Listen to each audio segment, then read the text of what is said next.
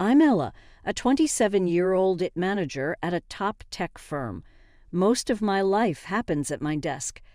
So when my friend Lara insisted I join her birthday celebration at a swanky downtown restaurant, I was hesitant.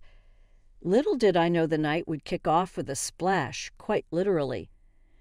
As I stepped out of the taxi, determined to have a good time for a change, I was greeted by a wave of muddy water.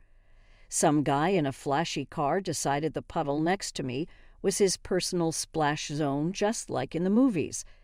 My brand new dress took the hit, soaking up the murky water like a sponge. Fantastic, I muttered, glaring at my ruined outfit. Hey, I am so sorry, the driver, a tall, rugged type with a messy head of hair, jumped out looking more horrified than I felt. He approached with his hands raised as if I might smack him with my purse. You've got to be kidding me. Look at my dress, I snapped, too shocked to accept an apology. Lara, ever the peacemaker, rushed over, stifling a laugh. Ella, meet Darren, she said, barely keeping a straight face. Darren, this is Ella, the birthday girl's very best friend, who you just drenched. Darren winced. Great first impression, huh? He said with a crooked smile that was probably supposed to be charming. Let me make it up to you. Dinner on me to start with, because you've got a tab running for ruining dresses, I shot back. Lara nudged me. Give him a break. Look, come on, it's just water. It'll dry, Lara chuckled, linking her arm in mine and leading me toward the entrance. Darren followed, looking genuinely apologetic and slightly amused by my fiery welcome. Inside, the restaurant buzzed with Lara's other friends, but she steered us to a quieter corner with a clean, dry table. You guys start here. I'll grab drinks. And Ella, try not to murder him before I get back, she teased, leaving Darren and me in an awkward silence. He pulled out a chair for me, and I sat, folding my arms. I'm Darren, and before I made a splash, I was actually hoping to meet you tonight. Lara has told me a lot about you, he started, trying to smooth things over. Did she also tell you I hate surprises? I quipped, finally cracking a reluctant smile. I'm Ella, IT manager and apparently a mud magnet. Darren laughed. I work in marketing. Maybe I can help you market your new look. Post-puddle chick could be the next big thing. I rolled my eyes. Don't quit your day job, I said, warming up to his attempted humor. Lara returned with a tray of drinks, breaking the ice further. Here, maybe this will clean the slate, she said, handing us our drinks. So, Darren, got any more surprises up your sleeve? I asked, taking a sip of my drink. Just my charming personality and dazzling conversation skills, he replied with a grin. Oh, and an apology dinner. I'm serious about that. Let me take you out to make up for the disaster.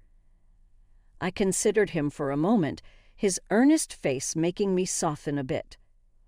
All right, you're on, I conceded, but I'm choosing the place, somewhere without any puddles nearby. By the end of the night, the dress was still a mess, but my initial anger had dried up, replaced by a reluctant entree towards Darren. Maybe this disaster of a night could turn into something worthwhile. After Darren's disastrous yet somehow endearing introduction, we started seeing each other. It wasn't long before casual dinners turned into weekend getaways, late-night talks, and eventually meeting each other's families. I should have known things would get more complicated once families got involved. Look, I really like you, Ella, Darren said one evening as we walked through the park, his hand finding mine. I think it's time you met my folks. What do you say? Sure, I agreed, squeezing his hand, trying to ignore the nervous flutter in my stomach. Meeting the parents was a big step, but after the way we started, what was the worst that could happen? The day arrived, and Darren drove us to a modest house in the suburbs. His mom, Janet, and his dad, Tom, greeted us with warm smiles that didn't quite reach their eyes. Dinner was served, And that's when the questions began. "So, Ella, Darren tells us you're in it," Tom asked, passing me the mashed potatoes. "Yeah, I manage a team at a tech firm downtown," I answered, trying to keep my tone light. Janet leaned in, her eyes sharp. "Must be a good position. What does that pay, if you don't mind my asking?" I choked on my water a bit. "Well, it's enough to keep me busy and out of trouble," I joked, trying to dodge the question. "And your family? Do you support anyone?" Janet continued, her gaze fixed on me like a detective interrogating a suspect. "Just my aunt," I replied, feeling my cheeks heat up. "She raised me. I help her out when I can." "That's very noble of you," Tom noted, his tone suggesting he was sizing up my financial worthiness rather than my character. I changed the subject, talking about a recent project at work, but the vibe had shifted. We left soon after dessert, and I exhaled a breath I didn't realize I'd been holding on the drive back. I mentioned the interrogation to Darren. "Your parents have a lot of questions about money, huh?" Darren shrugged. "That's just how they are. Always planning, always calculating. Don't sweat it." I decided to call my Aunt Tessa later that night to unload. "Ella, you need to watch out," she warned over the phone after hearing about the dinner. "People who start with money questions never stop. They're marking you." "Aunt Tessa, they were just curious, I guess. Darren says it's normal for them." "Normal, honey, there's curious and there's nosy. And those two sound like they're planning to spend your money, not get to know you," she cautioned, her voice stern with experience. Months passed, and Darren's charm outweighed my reservations. When he proposed, it was sweet, simple, and in the same park where we decided to meet his parents. "Marry me, Ella. Let's start our own family tradition," he said, his eyes hopeful. I said yes. The ring was beautiful, and the moment felt right. My doubts about his parents lingered, but love, as they say, was blind. As I prepared for bed that night, Aunt Tessa's words echoed in my head, mixing with Lara's. A knot of worry settled in my stomach, but I pushed it aside. Darren was worth it. His parents, well, I'd cross that bridge when I came to it. But deep down, I knew that bridge was coming up fast, and I wasn't sure I was ready for what was on the other side. Wedding planning kicked off at full throttle after Darren popped the question. I was over the moon, busy choosing flowers and tasting cake samples. I expected it to be stressful but fun. What I didn't expect was how quickly the red flags would start waving, not just fluttering in the breeze. One evening, as we sat down with our laptops to budget our expenses, Darren looked unusually tense. "Ella, I've got to tell you something," he started, avoiding my eyes. "My job's been a bit rocky lately. I might not be able to chip in as much as I wanted for the wedding."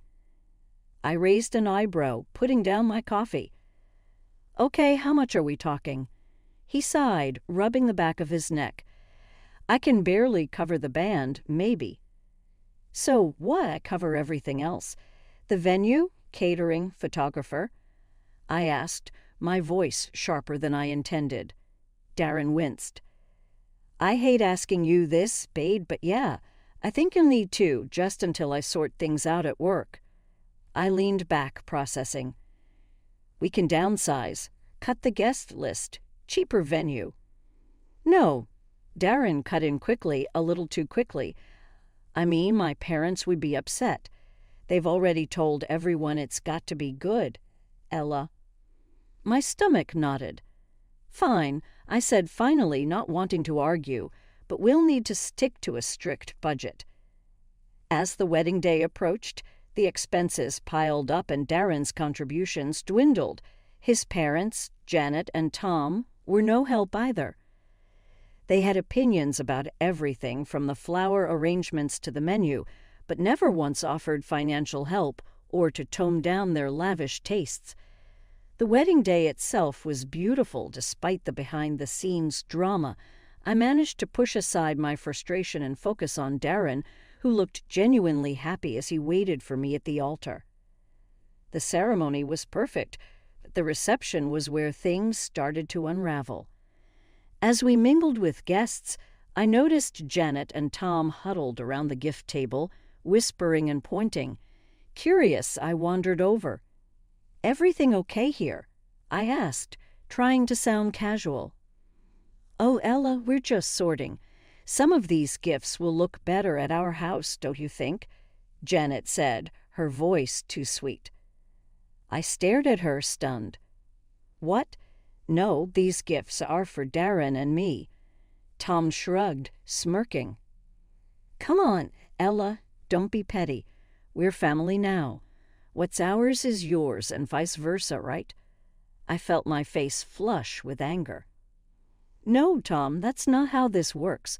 These gifts are for us, for our home, not yours." Janet rolled her eyes. "Really, Ella? Don't make a fuss. Be gracious. We're just taking a few things, nothing major." I bit my tongue, holding back a sharper retort. The last thing I wanted was a scene at my wedding, but as they walked away, a few gift envelopes and smaller presents in hand, I felt a simmering rage. After the wedding, it didn't take long for Darren's parents' true colors to start showing even more. Every time we invited them over or there was some family gathering to attend, it was like opening a new chapter in the book of greed. It was my birthday next, and I decided to throw a little dinner at a decent restaurant in town. I thought it would be a nice change from home parties. I invited Darren and his parents, Janet and Tom. "I hope this place is okay for you guys," I mentioned casually as we sat down. The restaurant had a cozy vibe, not too flashy but with great views. Janet scanned the menu with a raised eyebrow. "Well, it looks quaint. What's good here?" I recommended a couple of dishes that were my favorites, reasonably priced and delicious. But as the waiter came around to take our order, Janet and Tom went off script. "We'll have the lobster tails and the filet mignon, and start us with a bottle of your finest wine," Tom declared, handing the menu back with a satisfied grin. I bit my lip to keep from reacting. "That's quite a selection," I managed to say, keeping my tone as neutral as possible. Janet smiled sweetly. "It's your birthday, dear. We should celebrate in style." The rest of the evening I watched as they ordered more expensive items, barely touching them when they arrived. It irked me to no end, seeing good food and money wasted like that. On the ride home, I let Darren have it. "Your parents, they always do this. They choose the priciest things and don't even enjoy them. It's like they do it just because they can." "Babe, calm down. That's just how they are, old school. Like to show off a bit," Darren explained, as if that was supposed to make me feel better. "But it's disrespectful, Darren. They don't even think about how it looks or what it costs," I argued, frustrated. Darren sighed. "Look, they're from a different time. Just let it slide. They mean well." The incident was soon followed by the holidays, which brought their own set of challenges. Christmas rolled around, and gift-giving turned into another display of imbalance. I spent time picking out thoughtful gifts for everyone, including Janet and Tom, ensuring to get them something they'd mentioned wanting.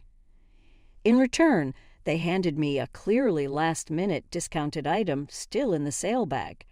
"Here you go, dear," Janet said, handing it over without much fanfare. I smiled, keeping my disappointment in check. "Thanks. I hope you like what I got you," I replied, handing them their gifts, which were more than twice as expensive.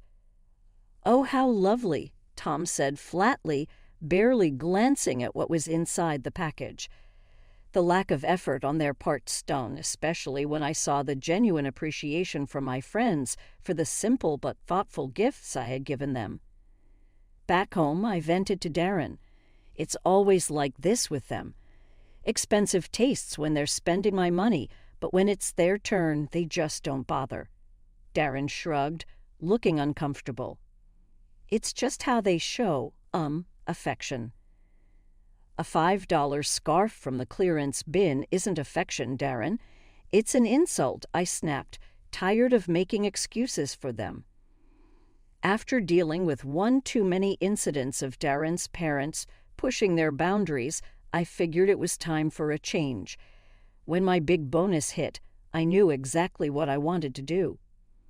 Darren, let's go to Hawaii, I said one night while we were sitting on the couch trying to decide how to celebrate. Hawaii.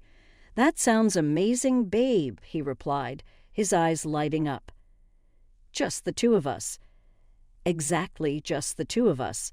It's romantic, and I've always dreamed of going, I said, thrilled at the idea of sandy beaches and no family drama. A few days later, I was in the middle of booking our trip when Darren came home from visiting his parents. He looked more excited than usual. Guess what? My parents are stoked about Hawaii. I paused, my fingers hovering over the keyboard. Wait, what do you mean? I thought this was just for us. Darren laughed a bit too nervously. Yeah, I mean it is, but I mentioned it, and they've never been to Hawaii. They got super excited and... Hold on, I cut him off, feeling my stomach tighten. You invited them. No, not exactly. I just told them about it, and they kind of invited themselves, he explained quickly. I closed my laptop with a snap. Darren, this was supposed to be our trip. Romantic, remember. He came over and sat down next to me, taking my hands. I know, but they really want to go. Can't we just... No, we can't just, I interrupted, pulling my hands away. This isn't a family vacation, Darren. It's for us. He was quiet for a moment, then his phone buzzed. He glanced at it and frowned. They're already looking at flights. They think we're all going. That's because you didn't set boundaries, I exclaimed, frustration building. We can talk about this later, he said, standing up and going to the kitchen. But later came sooner than expected. The next day, Darren's parents showed up at our house, all smiles. Ella, dear, we've been looking at tours and hotels in Hawaii, Janet said cheerily. I was dumbfounded. We haven't decided anything yet, I replied. Tom chimed in, his tone expectant. Well, we thought it settled. We're all excited to go. I looked at Darren, expecting some support. Darren, tell them, I urged. He rubbed the back of his neck, avoiding my gaze. Look, why don't we all go? It'll be fun and we can split the costs, he suggested weakly. I stared at him, then at them. No, that's not what we planned. Janet's face fell. But we thought it was a family trip. It's a romantic getaway for me and Darren, just us, I stated firmly, feeling my resolve harden. There was an awkward silence, then Tom said, Well, if that's how you feel, maybe you're being a bit selfish, Ella. I couldn't believe what I was hearing. Selfish, for wanting to spend time alone with my husband. The conversation ended with them calling me selfish and leaving the house in a huff. Darren was quiet for a moment before he exploded. You could have just let them come, Ella. Why do you have to be like this? I'm like this. I just wanted something for us, Darren, just us, I shouted back, my voice echoing in the empty room. He didn't say anything after that. He just walked out of the room, and that was it. We didn't talk for a whole week. I woke up to an eerie silence in the house that morning, the kind that instantly told you something was off. Rolling over, I grabbed my phone off the nightstand and was greeted by a slew of notifications that punched the air right out of me. 3 tickets to Hawaii, all booked under my name, and a reservation for a hotel also charged to my account. I sat up, my heart pounding as reality set in. Darren had done this. He and his parents were probably on their way to Hawaii right now, all on my dime. I didn't even bother calling. What was there to say? It was clear as day. My husband had taken the liberty to use my account to fund his little family getaway despite everything we had discussed. Anger bubbled up inside me, and without a second thought, I logged into the booking site and canceled everything booked in the opposite direction. Then I moved swiftly to my banking app and cut off his access to my funds. Hours later, my phone rang. It was Darren, and his tone was less than pleasant. "Ella, what the hell? Why were we not checked into the hotel, and where are our return tickets?" I held the phone away from my ear for a second, taking a deep breath to steady my voice. "Because I'm not your ATM, Darren. I'm done funding your family's fantasies. You're all just a bunch of selfish leeches." He sputtered on the other end, clearly not expecting me to take such drastic measures.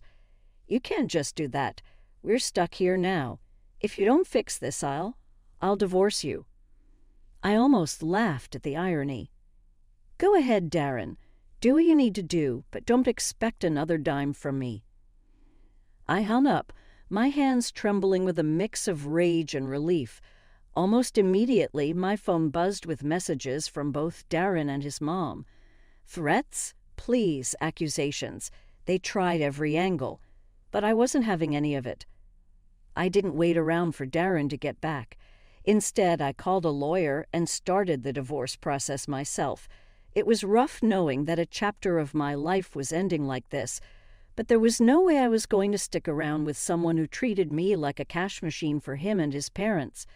After hanging up with the lawyer, I drove to Aunt Tessa's house.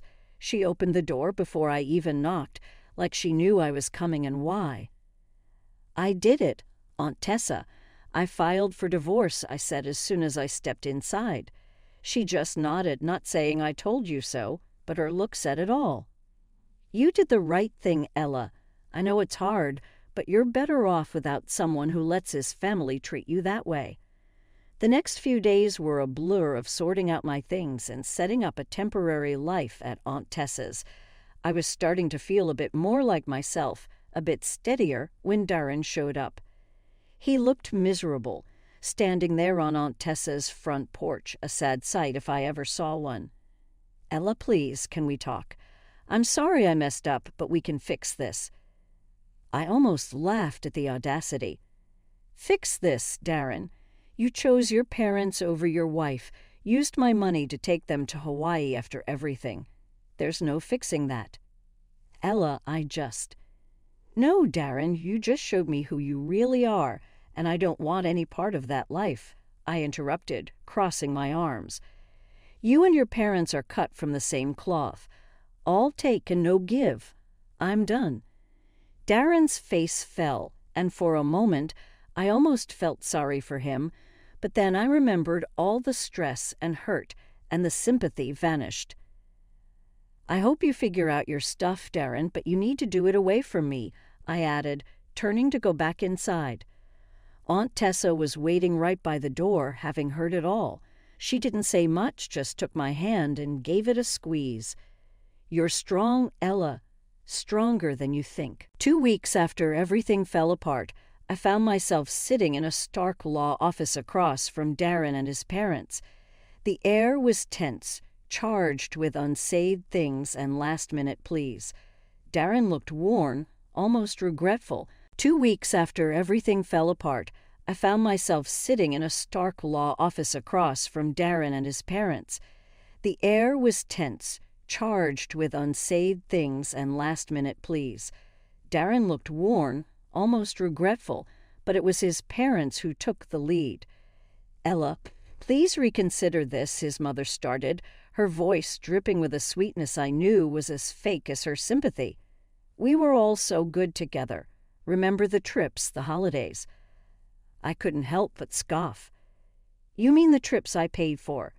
The holidays where I was treated more like a bank than a family member?" Darren's father chimed in, trying a softer approach. "We know things got a little out of hand, but we're family. Isn't that worth fighting for?" I shook my head, amazed by their audacity. "Family doesn't use each other, and this isn't just a little out of hand. You've shown me exactly how little you respect me." Darren finally spoke. "Ella, I'm sorry. Can't we start over? We can fix this." I looked at him, really looked at him, and saw nothing of the man I thought I'd married. Start over. After everything? No, Darren, we can't. His mother, not used to being dismissed, lost her composure. Because of you, we had to pay our way back from Hawaii. Do you know how much that cost us? I laughed, not because it was funny, but because it was so absurd. Your greed and arrogance got you there, and they got you back. Seems fitting to me. The meeting ended with me standing firm and them still trying to grasp at straws as they saw their control slipping away. I walked out of the office feeling lighter, as if I was finally shedding a heavy weight that had been pulling me down. Once the divorce was done, I made sure to cut all ties with my past life. I blocked every single one of their numbers. Darren's, his mom's, and his dad's. No more calls, no more games. It was finally over. Back at Aunt Tessa's, I explained everything. She just hugged me tight and said, "You did the right thing, Ella. It's time to focus on yourself now." And she was right. As I began to put the pieces of my life back